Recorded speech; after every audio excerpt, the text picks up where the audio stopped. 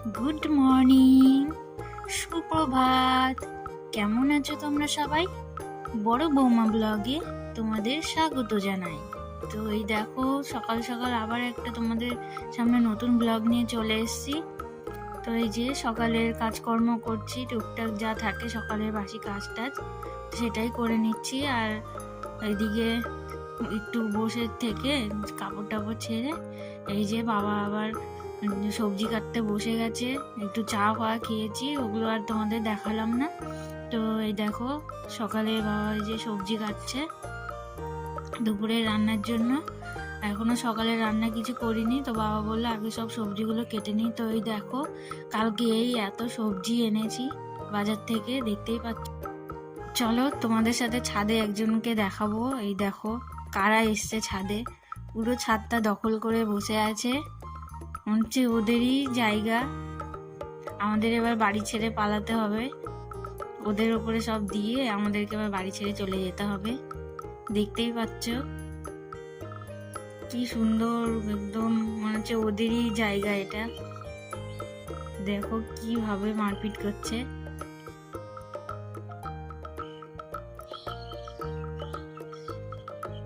দেখো এটা দেখো আবার একটু ভয় দেখাচ্ছে। তোমাদের ওইদিকে এরকম আছে নাকি, এরকম যায়?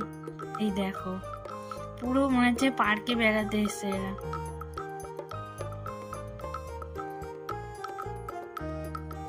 এই পুরো দেখেই নিলাম পার্কে কি করছে।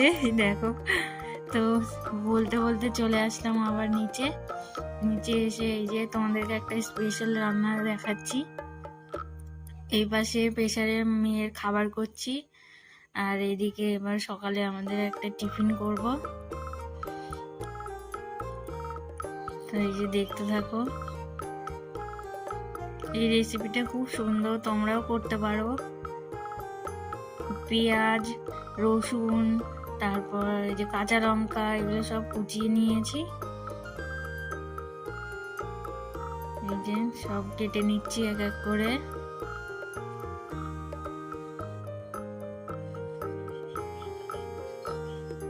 তো দেখতে থাকো ব্লগটা।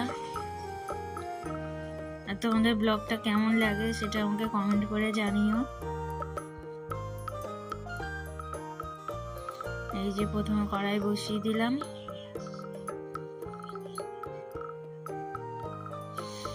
বসিয়ে দিয়ে এবারে একটু তেল দিয়ে দেবো, কড়াইটা একটু গরম হোক।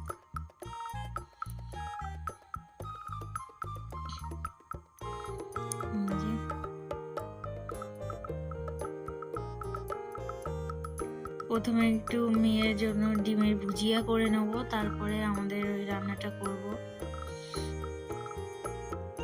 অমলেট করেও দিতে পারতাম, কিন্তু ভুজিয়াটাই ভালো খায়, সেই জন্য ওকে ভুজিয়া করে দিচ্ছি। এইদিকে মেয়ের ভাতটাও হয়েই এসছে। এই দেখো, তোমরাও বাচ্চাদেরকে এমন করে খাওয়াতে পারো, একদম সামান্য তেলে ভুজিয়া করে দিলে তেলটাও কম লাগে আর ডিমটাও বেশ নরম থাকে। অমলেট করলে সাইড দিয়ে না কেমন শক্ত শক্ত হয়ে যায়। তো এই যে স্পেশাল রান্নাটার জন্য কড়াইয়ে তেল দিয়ে দিয়েছি। এবার একটু কালো জিরে দিয়ে দেবো, তেলটা একটু গরম হোক। এই দেখো তেলটা গরম হয়ে এসছে। এবার এর মধ্যে দিয়ে দেবো একটু কালো জিরে, কালো জিরে দিয়ে দিলাম। আর একটুখানি এবার পেঁয়াজ দিয়ে দিলাম। দেখো আস্তে আস্তে সব কিছু দিয়ে দেবো, পেঁয়াজ, লঙ্কা কুচি, রসুন কুচি দিয়ে এবার একটু নেড়ে চেড়ে লাল লাল হয়ে গেলে দিয়ে দেবো ভাত। তোমরা বুঝতে পারছো এবার এটা কি রেসিপি? এটা ভাত ভাজা করছি। এখন শীতকালে প্রায় সবাই মোটামুটি করে এই রান্নাটা, তা তোমাদেরকেও দেখিয়ে দিলাম। এই রান্নাটা খুব ভালো লাগে খেতে, তোমরাও ট্রাই করে দেখতে পারো। এর মধ্যে আলু, পেঁয়াজ কলি, ডিম সবকিছু দিয়েও করা যায়। তো আজকে আর বেশি কিছু দিলাম না, তো এই পেঁয়াজ আর রসুন দিয়েই করছি। পুরো ভাতটা দিয়ে দিলাম, দিয়ে এবার নেড়ে চেড়ে দেবো। দেখো, আর ভিডিওটি ভালো লাগলে লাইক করবে, আর যদি খুবই ভালো লাগে তাহলে তোমার আশেপাশে সবাইকে, পরিবারের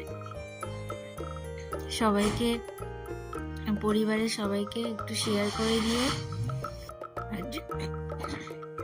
আর যদি খুবই ভালো লাগে তাহলে আমাকে কমেন্ট করে বলো কেমন লাগলো।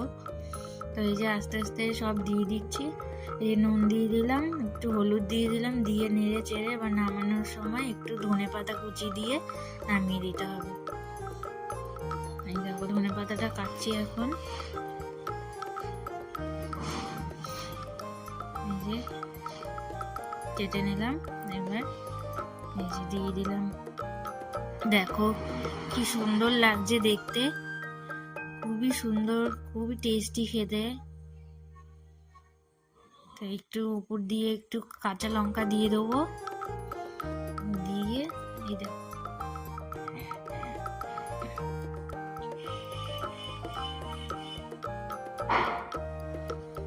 দেখো কি সুন্দর একটা রেসিপি। তো তোমরা পারলে ট্রাই করো, আর কেমন হয় আমাকে জানিও। তো আজকের মতো টাটা।